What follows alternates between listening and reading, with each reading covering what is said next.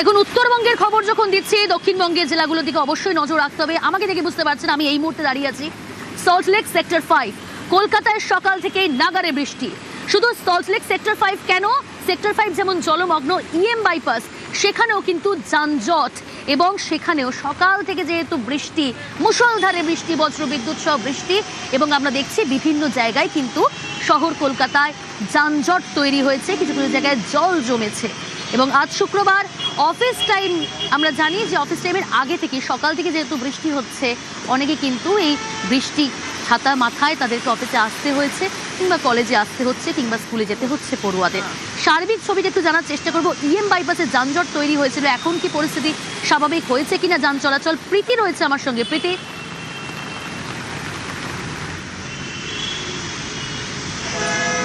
দেখো, EM bypass থেকে কলকাতা এবং কলকাতা থেকে সল্টলেক যাওয়ার অন্যতম কানেক্টর হচ্ছে মা ফ্লাইওভার বা এডিসি ফ্লাইওভার। আমরা এই মুহূর্তে রয়েছি এডিসি ফ্লাইওভারের উপরে, এবং আমি প্রথমেই তোমাকে ম্যাপটা দেখাবো। অন্য সময় এই মা ফ্লাইওভার থেকে ইএম বাইপাস যেতে, বা তুমি যদি সল্টলেক স্টেডিয়ামের দিকে যাও, তাহলে 20 মিনিটের বেশি সময় লাগে না, অফিস টাইম বাদ দিলে। আমরা এখন 12টা 11 বাজে ঘড়িতে, এবং এই মুহূর্তে মা ফ্লাইওভারের যে ছবিটা আমরা দেখতে পাচ্ছি ম্যাপে, তা হচ্ছে লাল হয়ে রয়েছে। এবং লাল হয়ে থাকা মানে কিন্তু আমরা জানি যে অত্যন্ত ট্রাফিক বা স্লো মুভমেন্ট এই মা ফ্লাইওভার বা এডিসি বোস ফ্লাইওভারের উপরে রয়েছে।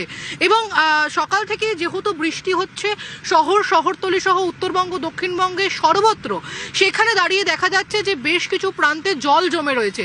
এবং কলকাতা শহরে জল জমা মাত্রই যে ট্রাফিক মুভমেন্ট, সেই ট্রাফিক মুভমেন্ট কিন্তু স্লো হয়ে পড়ে, এবং তার সব থেকে বেশি প্রভাব কিন্তু এই মা ফ্লাইওভারের উপর পড়ে। এবং তোমাকে যেমনটা প্রথমে বলছিলাম যে কলকাতা এবং সল্টলেকের কার্যত যোগসূত্র বা একেবারে ব্রিজ বলা চলে এই মা ফ্লাইওভার, তা যদি একেবারে স্তব্ধ হয়ে যায় বা স্লথ হয়ে যায়, তাহলে কিন্তু অত্যন্ত সমস্যার মুখে পড়তে হয় সাধারণ মানুষকে।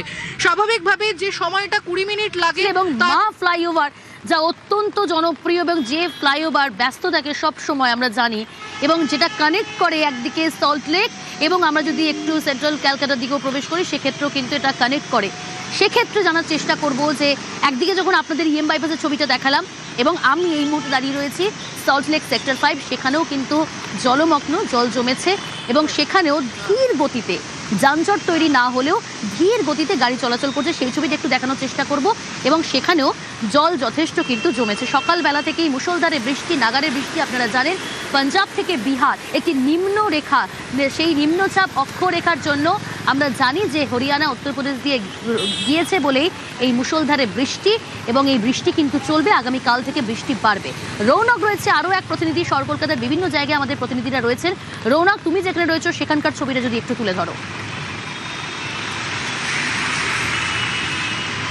দেখো, একেবারে এই টানা বৃষ্টির জেরে বাইপাসের বিভিন্ন জায়গায় জলমগ্ন পরিস্থিতি তৈরি হয়েছে, এবং সেই কারণে তীব্র যানজটের সৃষ্টি হয়েছে।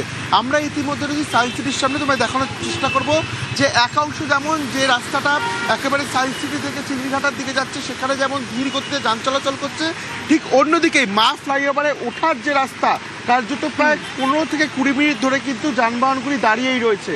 অর্থাৎ এই জায়গায় কিন্তু কোনো মতেই যানবাহন চলাচল করা যাচ্ছে না, একটা অবস্ট্রাকশনের তৈরি হয়েছে, যেটা আমরা পুলিশ সূত্রে জানতে পারছি যে বেশ কিছু জায়গায় এই বাইপাসের জলমগ্ন পরিস্থিতি হওয়ার জেরেই কিন্তু এই তীব্র, প্রায় জানা যাচ্ছে 1 ঘন্টা কাছাকাছি সময় ধরে ধীর গতিতে যানবাহন চলাচল করছে, এবং মা ফ্লাইওভারে কার্যত কিন্তু বেশ কিছুক্ষণ ধরে এইভাবেই যানবাহন দাঁড়িয়ে রয়েছে। সেক্ষেত্রে যেভাবে বৃষ্টি হয়েছে, শহর কলকাতার একাধিক জায়গায় জলমগ্ন পরিস্থিতি তৈরি হয়েছে। এবং তোমরা জানি নাকি কিছুক্ষণ আগেও বাইপাসের বেশ কয়েকটি জায়গায় পাম্পিং বুস্টার যে মেশিন, সেই পাম্পিং বুস্টার মেশিন নিয়ে এসে জল সরানোর কাজও করা হচ্ছে। সেক্ষেত্রে নিত্যযাত্রী যারা, তারা ভোগান্তির শিকার হচ্ছেন, কারণ একেবারে অফিস টাইম 10টা থেকে 12টা, এই সময়টাই কিন্তু বাইপাসের ওপরেই যানজটের সৃষ্টি হয়। অতিরিক্ত পরিমাণে যারা ট্রাফিক পুলিশ, তাদেরকেও রাস্তায় নামানো হয়েছে যাতে কোনোভাবেই নিত্যযাত্রীদের সমস্যা না হয়, সেই দিকেও কিন্তু পুলিশের তরফ থেকে নজর দেওয়া হচ্ছে। একেবারেই রৌনক, নজর রাখো, বিভিন্ন জায়গায় কিন্তু টানা বৃষ্টির জেরে জল জমেছে, যানজট তৈরি হয়েছে, কোথাও কোথাও ধীর গতিতে যান চলাচল করছে। বিভিন্ন জায়গার ছবি তুলে ধরছি। এই মুহূর্তে বাগুইআটির ছবিটা আপনাদের দেখাই। দেখুন, সেখানেও কিন্তু হাঁটু জল, বাগুইআটিতে জল জমেছে, হাঁটু জল, এবং সেখানে ধীর গতিতে যান চলাচল করছে। সকাল থেকে নাগারে বৃষ্টি, এবং সেই বৃষ্টির জেরেই শহর কলকাতার ছবিটা দেখাচ্ছি, বিভিন্ন জায়গার ছবি, ইএম বাইপাস দেখালাম, আপনাদের সল্ট লেক সেক্টর 5 দেখাচ্ছি, আর এই মুহূর্তে দেখছেন বাগুইআটির ছবি। বাগুইআটিতে হাঁটু জল এবং সেখানেও ধীর গতিতে যান চলাচল করছে।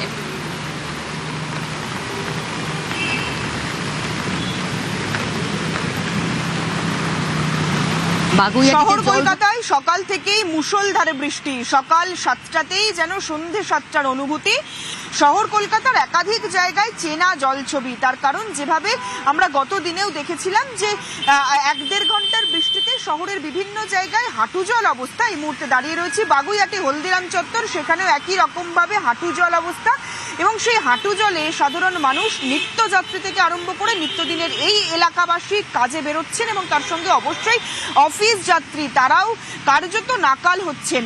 নিত্যদিন সরকারি নির্দেশিকা কিংবা সরকারি আইনকে অমান্য করে সাধারণ মানুষের মধ্যে প্লাস্টিক ব্যবহার এবং সেই প্লাস্টিকের প্যাকেট যত্রতত্র ফেলে রাখার যে প্রবণতা, সেটা বাড়ছে নিয়ম কিংবা আইনকে বুড়ো আঙুল দেখিয়ে, যার ফলে প্লাস্টিক ড্রেনের মুখে বেঁধে কিংবা ড্রেনিং সিস্টেমের মুখে বেঁধে এই জল চলাচল কিংবা জল পাসিং এর ব্যবস্থাকে বেশ খানিকটা রুখে দিচ্ছে, বেশ খানিকটা ব্যাহত করছে, যার ফলেই রাস্তার দুধারে কিংবা রাস্তায় 1.5 ঘন্টা জলে শহর কলকাতার বিভিন্ন জায়গায় এই ধরনের জল জমার ছবি দেখা যাচ্ছে।